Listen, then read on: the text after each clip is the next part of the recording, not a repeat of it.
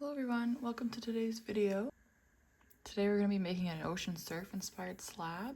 So this is what we're going to need for that tutorial. We're going to need some Sculpey Premo translucent clay, and then I have an array of blue and green alcohol inks. So you can just use what you have, but I'm going to be using my blue-green, my manganese blue, turquoise, and dark blue. And then I'm also going to need some white alcohol ink. You're going to need your small and large tissue blade. You're going to need a straw. We're going to need this acrylic roller. I also have my large Atlas 150 roller. And then to finish the pieces, I'm going to be using some UV resin.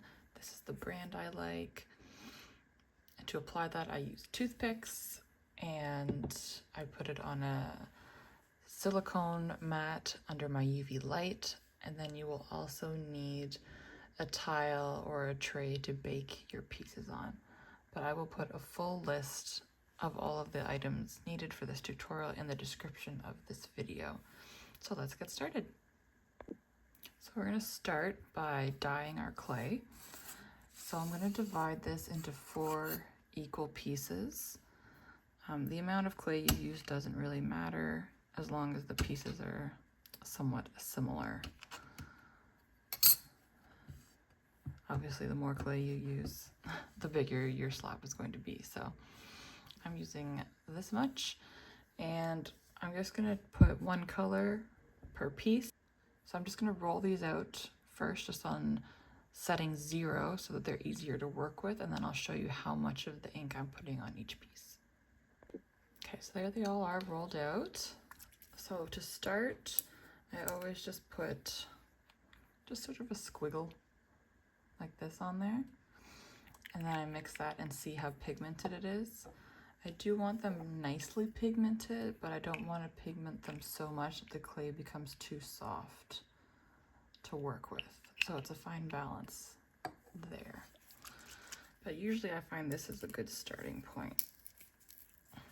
Put about this volume. My goal here with the colors I've picked is I want them to kind of blend into each other, but also be distinct from each other. So basically it's going to end up being a ombre effect. Oh my goodness, there we go. An ombre effect in the cane. So we don't want the colors to be too different from each other.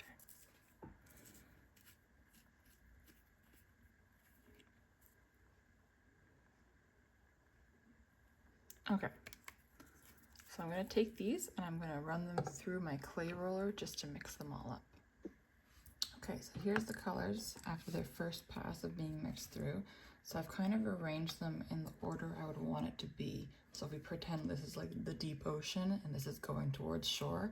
So I want to have the lightest color towards shore, and then this sort of green, and then we go back to blue, and then to the sort of dark depths of the ocean. But I want them to blend a bit more into each other than they currently do. So to do that, what I'm going to do is I'm going to cut the pieces in half, maybe a bit more for some of them, a little less, and I'm going to mix them with the colors that they are next to. So for this one, I would take a little bit of this color and mix those two together to kind of get an in-between of these two. And then I'm going to do the same thing. And then I'm going to do the same thing here, where I'm going to actually, since this is pretty green, I'm going to just cut this one straight in half. And I'm going to mix part of it with this, not the whole thing, maybe like that amount, and then part of it with this. So this should give us a lot of shades that kind of fit in between the colors that we have, which is just going to make this whole thing blend together a bit better. So let me go mix that, and then we'll see what we're working with. Okay, so there's all of our mixed colors. So as you can see, it's much more of a smooth ombre effect now. The colors blend really nicely into each other. So now what we're gonna do is we're just going to chop them all up and keep them separate for the time being. So don't chop them and put them into one big pile. Keep the separate colors in their own piles. And I'm just folding them in half so that they're a little bit thicker after rolling them out. It just makes this part a bit easier.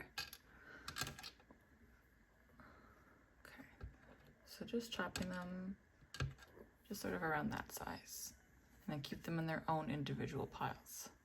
Okay, so it should look like that. Yeah, I've gone in and just separated the pieces from each other as much as I can. Now we're going to go in with our alcohol ink, and I'm just going to apply some to each group individually just to dye each group. Now the way we're doing it like this instead of all together is because we don't want these just to be mixed randomly. We're trying to create an ombre effect.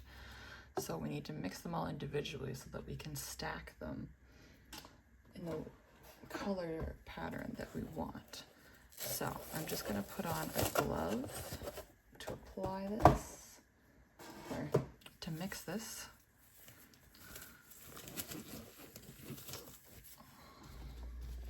We just want to put on enough so that it just coats the pieces nicely.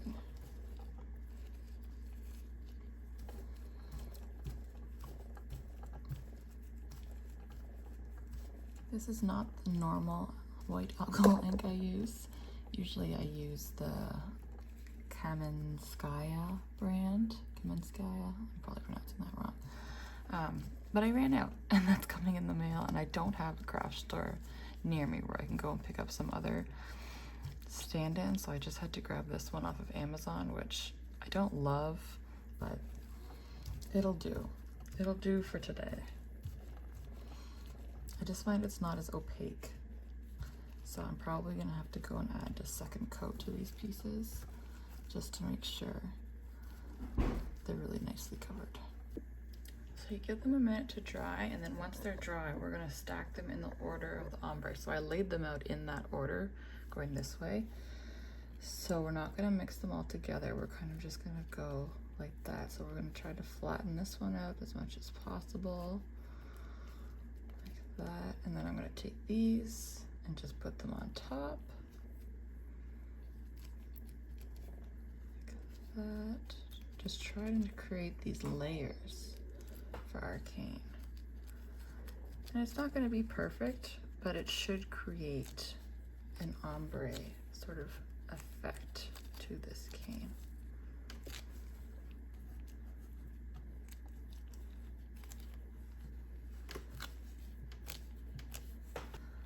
Then we are just going to, I don't need my glove anymore. You're going to take it and just sort of squish it just like we would when forming a normal cane.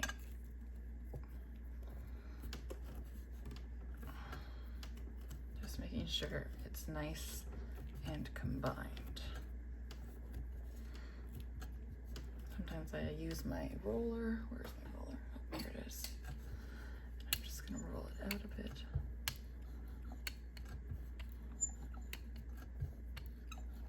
So you can already kind of see that it's a nice ombre of the colors blending into each other. It just kind of mimics, you know, the ocean. But you can use this technique with any colors. It's kind of a fun technique. Okay, so let's cut into this.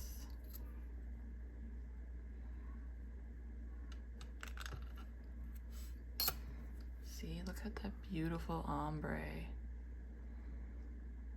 That's awesome. Okay.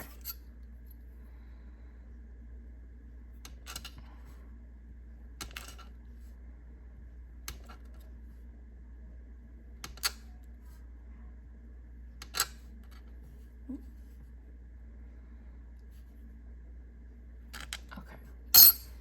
Now, typically, when you would make a slab, I would make a big rectangle.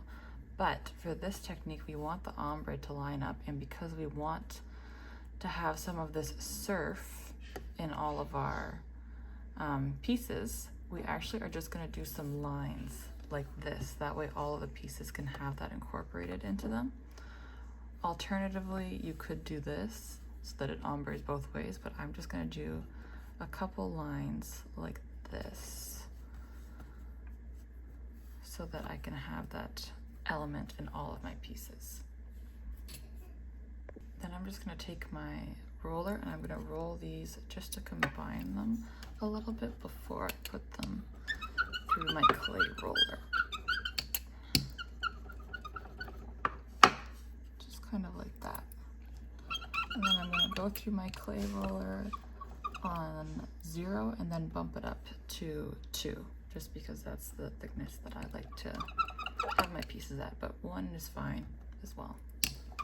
And I'm just going to use my big tissue blade here just to pull them off of the back here, because after you roll them down they tend to stick a little bit. We don't want them to rip. All right, I'm going to go roll them now. So this is what a rolled out one looks like. So pretty. So when I put it through, I'm putting it through this way first on 0, and then I'm putting it through this way on number 2.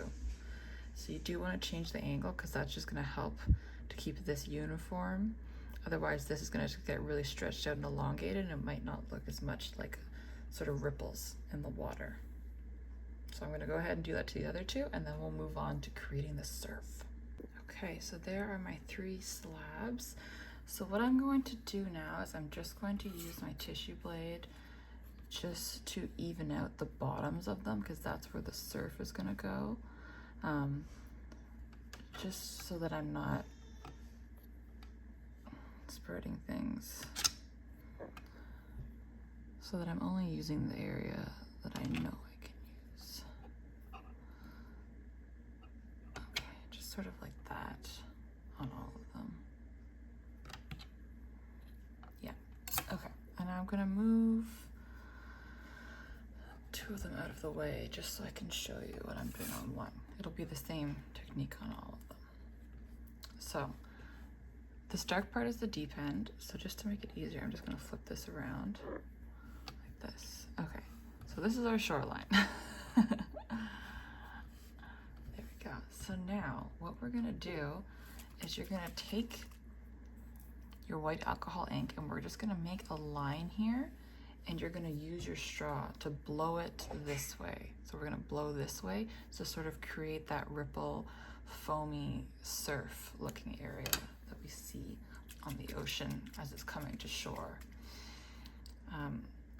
You do have to work a little bit quickly, because alcohol ink can dry pretty quickly, and we don't want there to be any sort of like big chunks. So I'm just gonna do it in small sections and show you what that looks like. So you're just gonna put a line kind of like this, and then take your straw and just blow.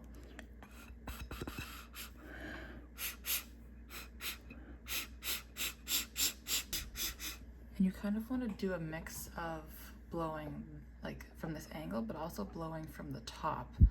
And I like to do it in sort of short bursts so that it creates these sort of little explosions, and just doing one stream. If you just do one stream of air, you might just blow it all the way off, which is not what we want. We want to have pieces of it.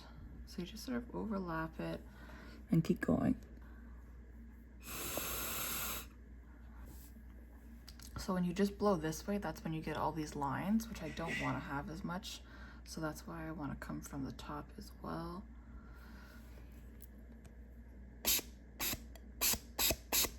Because that just gives kind of more of a foam look to it. So just a few little hacks when you're doing this. If the ink goes somewhere you don't want to go, you could just use sort of like a baby wipe, and while it's still wet, you can just wipe it out of that area. The second is that I like to put the ink down and then blow it into the general pattern I want, and then wait a minute for it to dry a bit, and then do a couple blows from the top, because that's going to give it this cool texture. So let me show you what I mean. Sorry, my cat is meowing. So if I go like this, this is the pattern. Then you blow it. Now I'm gonna let it dry for a minute, and then go back.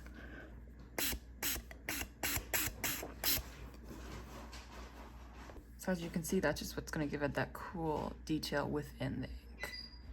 So let me take all of these and I'll put them in the light so you can see what they all look like, but now they are ready to be cut into.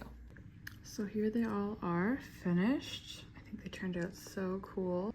So these are ready to have their shapes cut into them, and then I'm gonna bake them at 265 for about 30 minutes, and then I'll come back and show you how I finish them up. So here are the pieces fresh out of the oven. Well, I mean, cooled off. This is what they're looking like so far. So cool.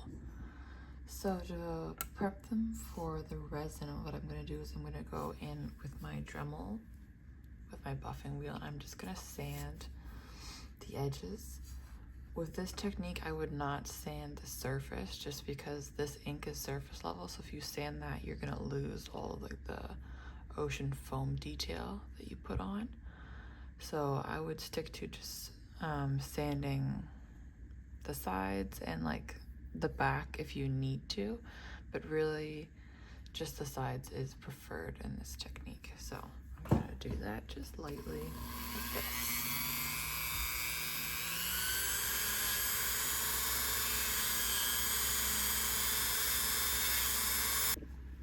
Okay, so I've got some pieces here that are ready for the resin. They've been sanded. I also did a little bit of wire wrapping on them.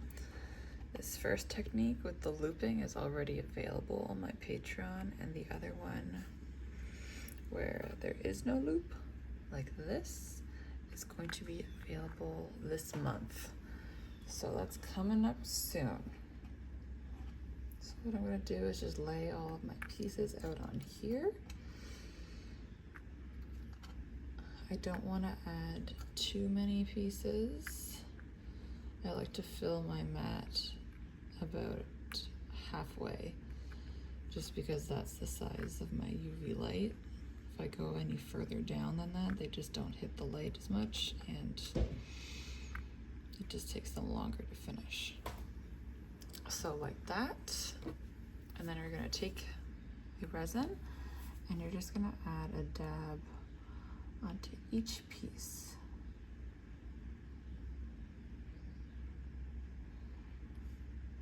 The purpose of the resin here is twofold.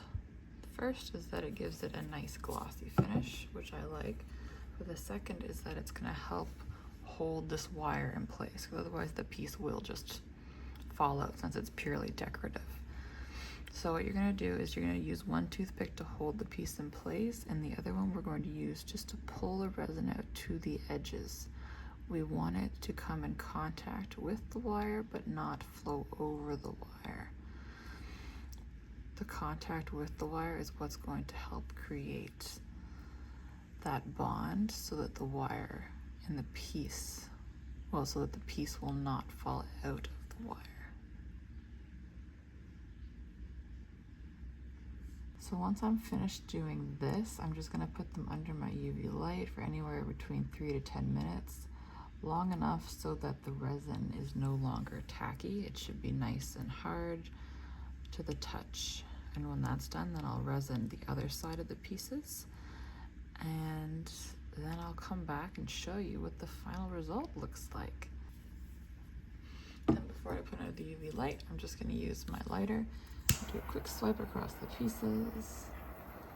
This just gets rid of any bubbles. Okay, so these are ready to be put under the UV light. I'll come back and show you the final result. Here's a look at some of the final pieces I made. Just some cute summer ocean earrings. I love how the colors turned out, how you have that subtle sea foam effect. So yeah, that's this week's tutorial.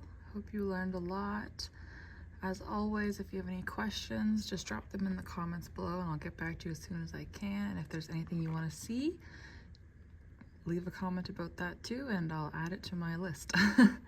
Okay, bye.